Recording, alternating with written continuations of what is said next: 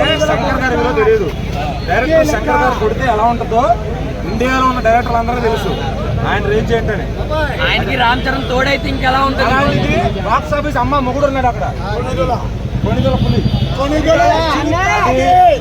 Vijayawada city కాదు, ఇండియాలో ఏ city ఉన్నా, హిందీ అయినా, తమిళ అయినా, కర్ణాటక అయినా, కేరళ అయినా, తెలుగు అయినా, తెలుగు రాష్ట్రాల్లో చెప్పక్కర్లా, ఒకటే కింగ్ తెలుగు రాష్ట్రాలకి చెప్పాలి. ఇప్పుడు హిందీలో అంటారు ఏదో క్యారెక్టర్ వేసేసి ఏదో 500 కోట్లు చంద్రబాబు క్యారెక్టర్ వేసేటప్పుడు మగధీరా చూసాం, రంగస్థలం చూసాం, త్రిపురాలు చూసాం.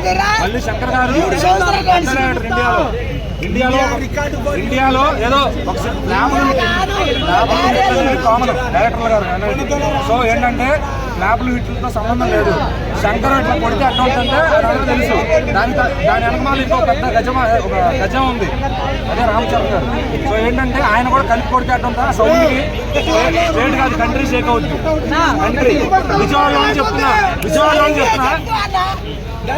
ఇదే విజయవాడలో చెప్తున్నా, సినిమా జస్ట్ పాజిటివ్ టాక్ కూడా అవసరం. ఓకే ఉన్నా చాలు, జాతి నిర్ణయిస్తాడు.